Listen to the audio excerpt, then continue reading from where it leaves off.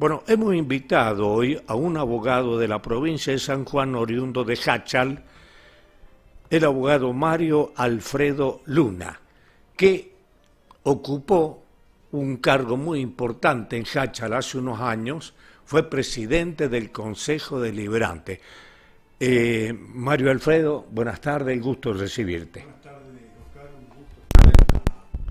un gusto estar en tu programa, Oscar, y bueno, dispuestos al diálogo periodístico.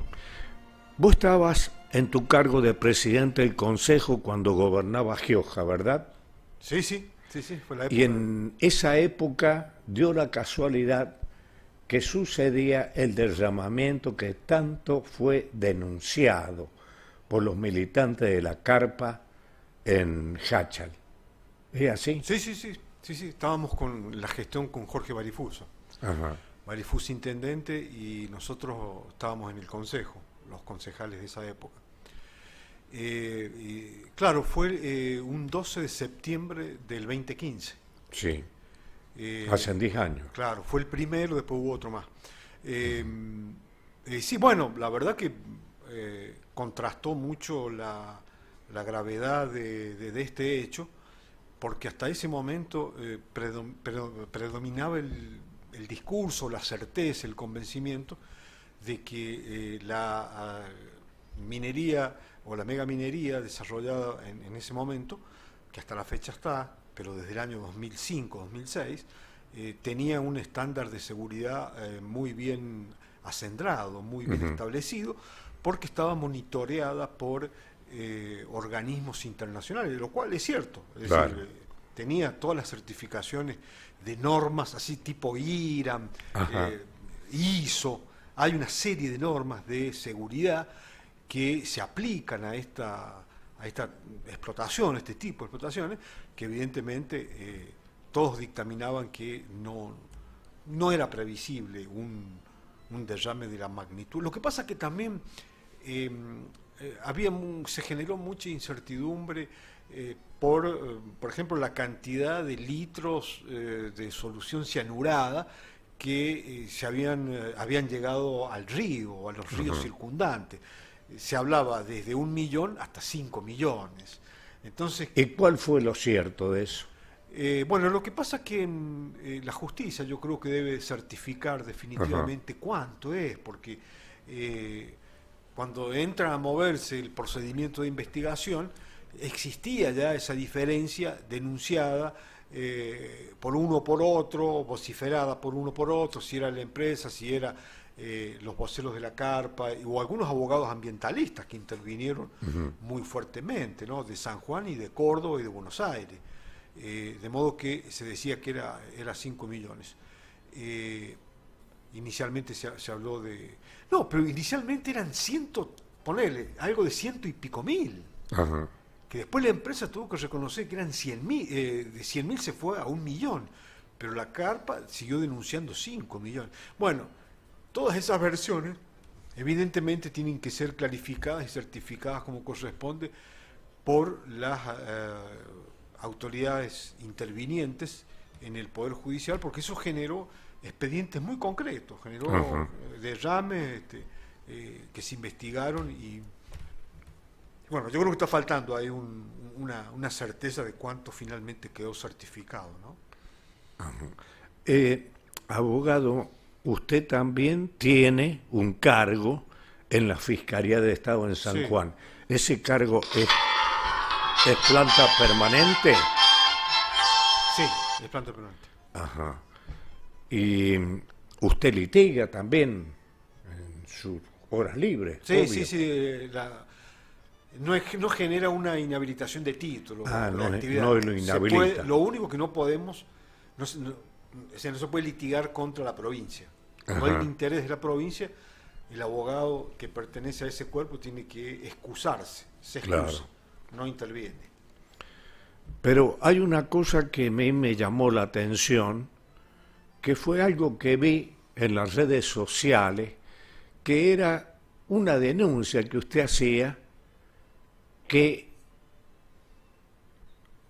excepto 2 abogados de acá de San Juan, otro abogado que fue asesor de Fernando Pino Solanas.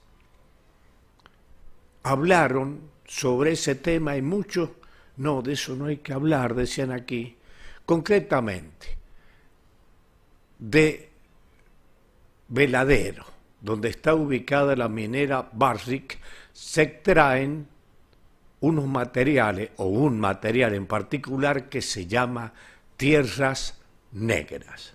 ¿De dónde sale y para qué se usa? Bueno, en realidad el concepto se llama tierras raras. Uh-huh. Tierras raras. Y proviene de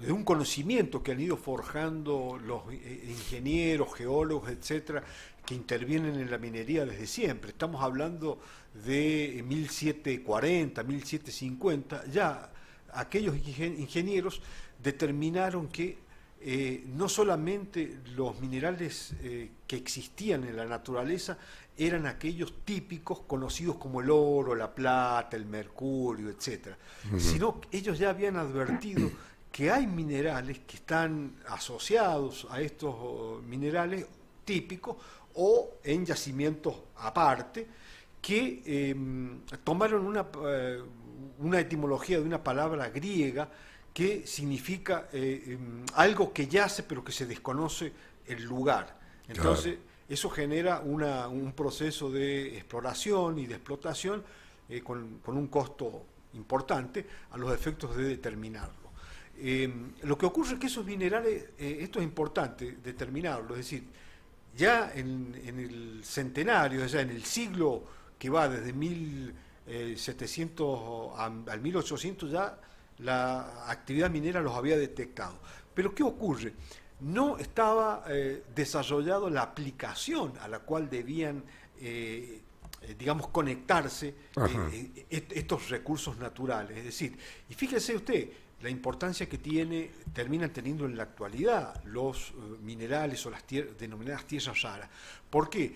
Porque la aplicación que ha generado la demanda altísima e inelástica, porque por ejemplo ni la pandemia, ni la guerra con Ucrania, ni la guerra arancelaria, ni ningún evento mundial que pueda modificar digamos, la oferta o la demanda de estos minerales la puede alterar. ¿Por qué no la altera? Porque tienen una demanda inelástica, o sea, tienen una demanda fija y en crecimiento a futuro altísima. Entonces la pregunta que hay que hacerse es por qué estas denominadas tierras raras tienen una demanda inelástica y una perspectiva futuro formidable, a tal punto que va a ser más disputada que el petróleo a partir de que se descubre el petróleo, 1910, un poquito antes. Después viene la crisis del petróleo en 1973, y el oro que se viene explorando y explotando desde que el mundo es mundo, porque recordemos que la moneda de refugio que maneja cualquier economía del mundo siempre es el oro, ¿no? Entonces la pregunta que hay que hacerse es ¿por qué tiene altísima demanda y una perspectiva de futuro enorme? Y porque la carrera tecnológica necesita para desarrollarse como insumo fundamental las tierras raras. Todo lo que vemos en este estudio tiene componente de tierras raras. Y mientras más sofisticado es la conductividad de la energía, de la información y la comunicación, más tierras raras necesitas. O sea, a ver, Oscar, es el mineral ya del presente, pero sobre todo del futuro. A tal punto te voy a decir que la guerra arancelaria que le ha declarado Donald Trump a China tiene que ver con el tema de tierras raras. Porque ¿por qué? China es el que... Es el principal productor y procesador, dicen. Productor, procesador y acopiador. Ajá.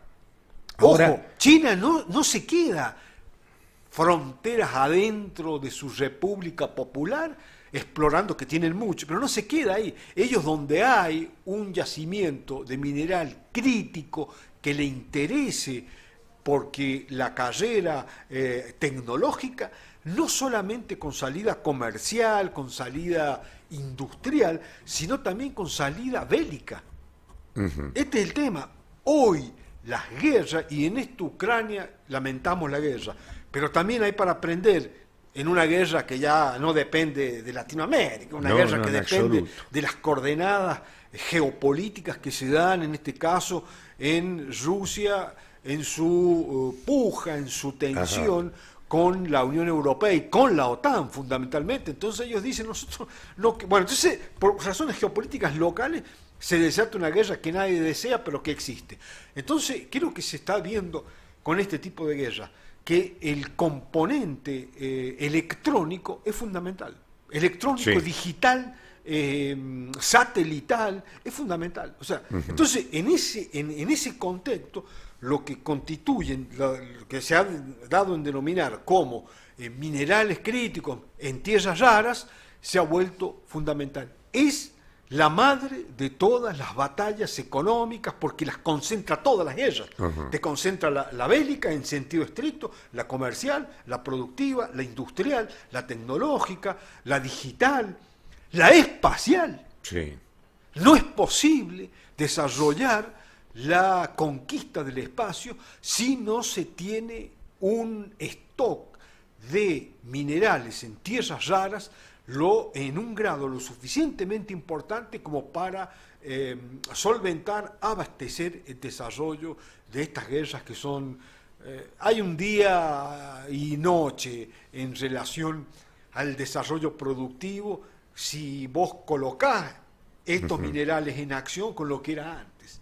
El desarrollo productivo anterior era, te diría, era a maquila, era a mano, era tirado por atracción a sangre, podría decir, comparado con esto, es una cosa, es el día y la noche. Entonces, ¿qué es lo que ocurre? Específicamente, decirle a la audiencia qué se puede fabricar con esto. No, es que son insumos para la conductividad eléctrica en los dispositivos tecnológicos digitales. Claro, está de todo dicho. O sea, no puede haber un desarrollo... todo lo que ya es digital está impulsado por tierras raras. O sea, si vos me preguntas, dame un ejemplo, es todo lo que tenemos en el hogar. Todo lo que tiene la industria, todo lo que tiene este estudio de televisión, todo lo que tiene un colectivo que va y tiene la internet. ¿Viste que vos decís? Podés colocar... Compadre, es tierras raras. Claro. Un misil. Un misil intercontinental, un misil de mediano alcance, el desarrollo de los satélites. Hoy vos tenés desarrollos, digamos, de Internet que se hace con satélites móviles, por ejemplo, que generan una red alrededor de la Tierra. No es el satélite más alejado, que está en forma fija y todo, que también obviamente anda con esto. Tenés dispositivos móviles, satelitales, como por ejemplo el de Elon Musk, y China está muy desarrollada, Rusia también, pero China tiene en estos momentos la capacidad de instalar satélites móviles a mediana altura que prácticamente te aseguran una no interrupción del sistema comunicacional.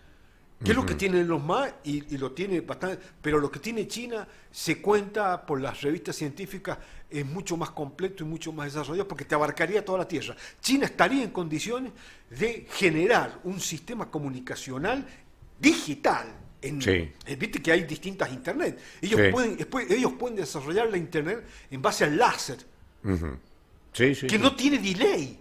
O sea, China tiene la capacidad, Elon Musk anda cerca, por eso, a ver, es interesante lo de la guerra comercial que Estados Unidos le ha declarado abiertamente, porque antes se hablaba de esto, pero como decís vos, no, porque el mercado como mano invisible donde operan todos los agentes económicos se va acomodando paso a paso. Esto del espionaje, esto de la guerra comercial es propio de la guerra abierta, pero no de la economía basada e impulsada a partir de los desarrollos en competencia de los distintos agentes. No, hoy directamente Estados Unidos dice, ¿no? Relegando el discurso del mercado libre, relegándolo, poniéndolo a un costado. ¿Qué es lo que dice Estados Unidos, que es el centro de gravitación fundamental de la economía de mercado? ¿Qué es lo que hace Trump como Estado? ¿Qué es lo que dice? No, yo declaro, voy a generar una política arancelaria que va a implicar directamente la prohibición o la restricción de la importación o de la exportación, según de qué punto lado se vea, de los distintos bloques económicos mundiales más importantes. Hablemos de la Unión Europea, de China, Rusia, África, Latinoamérica. Bueno, ¿por qué declara toda esa, por qué modifica las condiciones de la geoeconomía a nivel mundial con esta denominada guerra arancelaria a cara descubierta? Nada por debajo de la mesa, ni porque, me lo dijo un servicio de inteligencia, no, porque un científico ha dicho que en el no, en ese sentido, a Trump hay que darle la derecha por un ratito, porque es bastante peligroso, digamos, o muy, muy audaz en las movidas que hay. Pero en esa hay que dársela, porque él directamente, es decir, mientras nosotros en Argentina estamos con que el sumum de la economía es que el mercado opere libremente, Trump, ¿qué es lo que ha demostrado? Que sí, están los agentes económicos de la economía privada, pero en esta fase necesitan ser conducidos por el Estado norteamericano, porque es el Estado norteamericano el que tiene la capacidad de imponer aranceles. Porque ¿qué es lo que ocurre? ¿Qué es lo que advierte Estados Unidos? Acá todo el mundo produce, pero todo el mundo quiere vender en dólares. Claro. Entonces todo el mundo quiere venir acá. Y nosotros tenemos en rojo la cuenta. Entonces, a partir de ahí, dice, voy a modificar las condiciones de la libre circulación o la circulación con aranceles de los bienes y de los servicios. Entonces coloco aranceles. ¿Por qué? Porque Estados Unidos necesita recortar, si bien está en el pelotón de adelante, está segundo respecto de China. Sí. Y la distancia que hay en esto, en tierras raras y guerra tecnológica, es importante, es considerable. Entonces dice, con un diagnóstico de mediano y largo plazo, ¿qué es lo que dice Estados Unidos? Nosotros necesitamos recortar la carrera tecnológica con China. Bueno. Necesitamos hacerlo porque si no vamos a sufrir la dependencia, algo que a Estados Unidos no le gusta. No le gusta. Doctor Luna, concretamente, ¿por qué cree usted que no se ha incluido con un gravamen o un tributo a las tierras estas dentro de la ley de minería? ¿Por qué se la pueden llevar libremente la base? Claro, yo creo que hace falta una regulación, Oscar, hace falta una regulación especial, porque los voceros de la minería privada que les interese esta historia, creo que van a decir, no, ya está contemplado, no. A ver, por eso es importante tener una lectura del contexto mundial. Claro. De pronto las tierras raras han desplazado los minerales típicos. Entonces hace falta una regulación específica. Es decir, en este sentido, provincias como San Juan, todas las provincias cordilleranas y Argentina, hay especialistas que están indicando lo siguiente: no hay una estrategia para seguir con tierras raras a nivel nacional. Es decir, ¿qué es lo que están diciendo? Hace falta una legislación, en primer lugar, que la emita el Congreso de la Nación. Porque es tal el volumen, es tan grande lo que está en juego, que para que las provincias puedan hacer su legislación, primero debería coordinarse una estrategia como Argentina. ¿Qué vamos a hacer con las tierras raras? ¿Por qué? Porque las tierras raras implican la posibilidad de generar un desarrollo industrial propio. Si un país tiene tierras raras, puede a partir de ahí acelerar un proceso de industria en ese ramo específico. Porque ¿qué ocurre con los minerales tradicionales? Oro, plata, cobre. ¿Qué es lo que ocurre con todos esos minerales que son de la prehistoria hasta acá, vienen circulando? ¿Qué es lo que ocurre?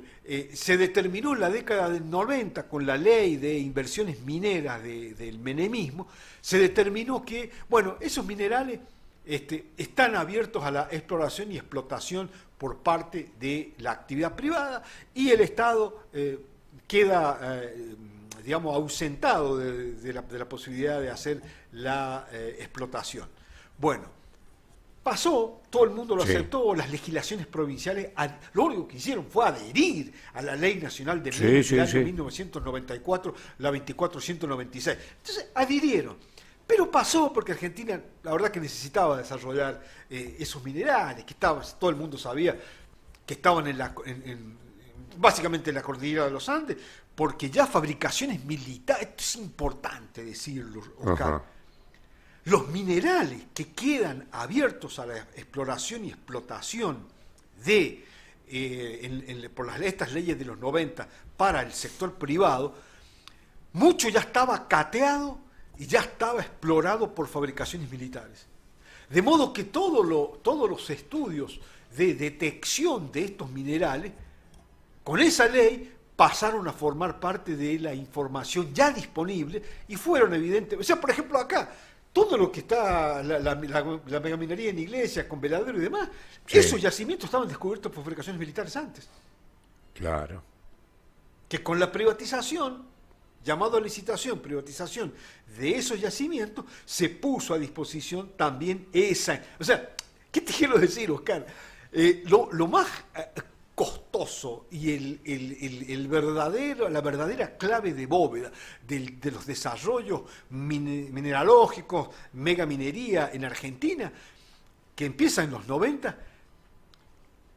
no, o sea, fue el yacimiento en especie, Sí. es decir, la magnitud de oro, la magnitud de cobre, etcétera, etcétera. Es decir, porque está ahí en términos materiales, está albergado por la naturaleza. Eso fue lo que se saca a concesión. Pero se olvida la información que había sobre esos yacimientos, que ya estaba desarrollada Sí. en gran parte por el primer peronismo, y si te vas más atrás, ya te tenés que ir a Irigoyen, Sí. con Mosconi en el petróleo. Ujú. Pero bueno, como esto iba apuntada a los minerales de ese tipo, minerales de tercera categoría, porque tenés primera, segunda y tercera. Sí, sí, La sí. primera es calcita, cáliz, rocas Sí. de aplicación. Después tenés segunda, y en la tercera categoría ya tenés los minerales estos que son oro, plata, etcétera, etcétera. Ahora yo tengo una versión de que no es que no sepan, porque se le están llevando de Iglesia Bueno, a estas tierras y van y son procesadas en China.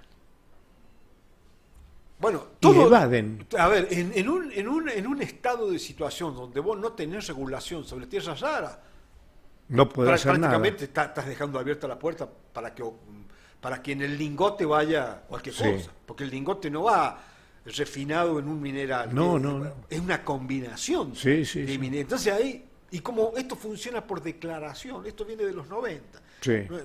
no es ninguna crítica a los gobiernos posteriores, aunque podría generarse un debate primero, mediático, legislativo, social, para corregir esto. Pero bueno, es un tema que viene de los 90.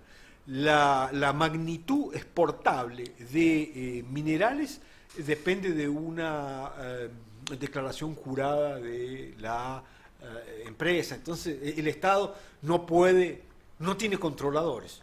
Ahora, vos le has contado a los diputados y senadores sobre esta inquietud tuya de que hay que reformar la ley, que hay una necesidad imperiosa. Sí he tenido algunos diálogos con algunos diputados de la provincia Y y son receptivos.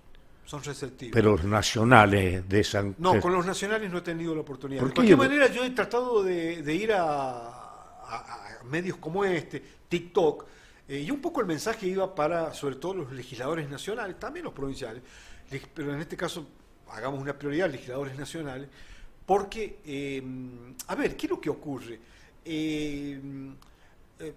Ningún país ni ninguna provincia puede generar un desarrollo desgajado del desarrollo mundial, regional, continental, por bloques. Ujú. Entonces, si ya estamos viendo que en el desarrollo continental, regional, por bloques en el mundo, el centro de lo disputable es este punto de tierra rara, Sí, no podemos estar dormidos nosotros. por supuesto. O sea, tenemos que, y si estamos despiertos, tenemos que ponernos rápidamente a llamar, porque en esto hay instituciones científicas que conocen perfectamente. Están las universidades. Por supuesto. Una universidad está habilitada para intervenir en todo. Sí. Pero, a ver, hay que hacer una tabla de prioridades. Ujú. O sea, ¿por qué Estados Unidos, a ver, después de la guerra del shock del petrolero del 73 y de la Segunda Guerra Mundial, lo más importante que se ha producido en los términos de la historia universal es este tema de la guerra de aranceles a la cual ha llevado a todo el mundo Estados Unidos en el ciclo Trump? Entonces, Argentina no puede estar como si no pasa nada, ¿verdad? Y en este sentido, las fuerzas científicas, sindicales inclusive, las fuerzas políticas, deberían abocarse rápidamente a tratar este tema. ¿Por qué?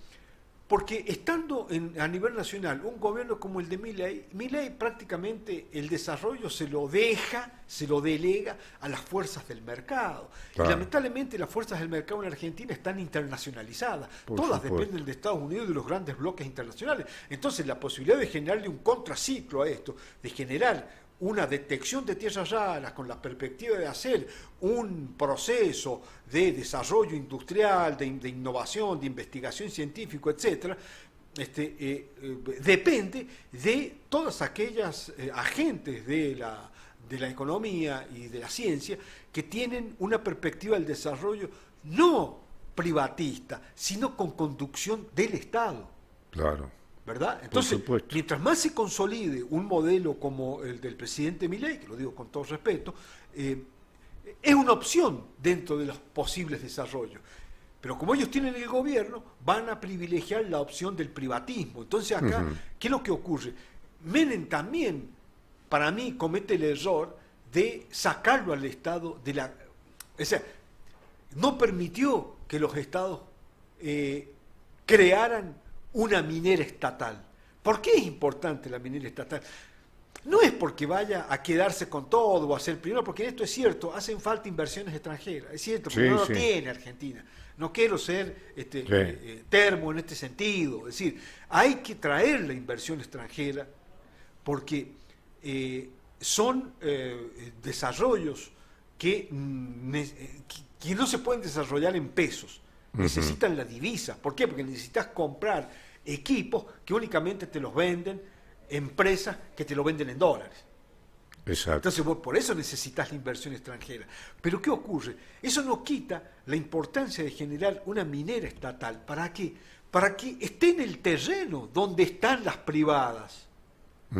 Y que no el Estado espere en un escritorio con un burócrata ahí que está esperando que le traigan la declaración de lo que ha ocurrido en el campo real de la producción. ¿Qué va a hacer?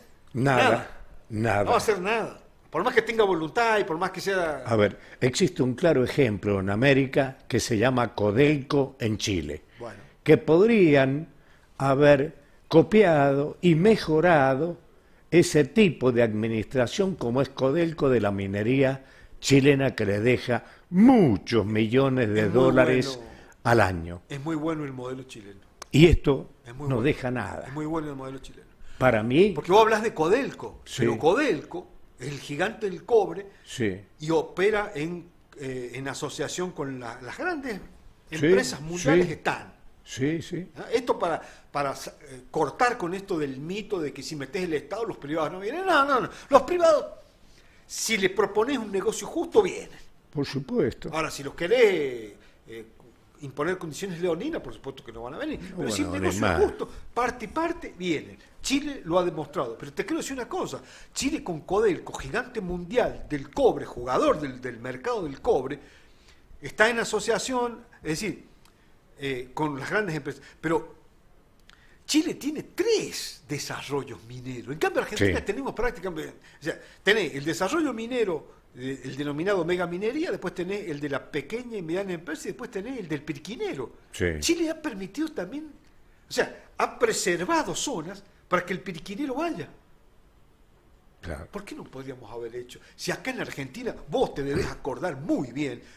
Yo me acuerdo que lo iban a ver a Héctor Sánchez, unos hombres de la Cruzada Renovadora y de otros partidos mayores, muy mayores, que ellos hablaban de que San Juan había tenido cultura pirquinera y los desarrollos más modernos, científicos. Entonces la pregunta que hay que hacerse, ¿por qué Chile en uno de los segmentos se lo ha dejado para que no muera la economía pirquinera. Bueno, porque también eso es parte del mercado. Por supuesto. El mercado real, el mercado de personas concretas que viven, no es de la gran empresa. Entonces, lo importante en los desarrollos es ser equilibrado. En Argentina yo creo que la balanza se ha ido total y absolutamente hacia la megaminería. Por supuesto.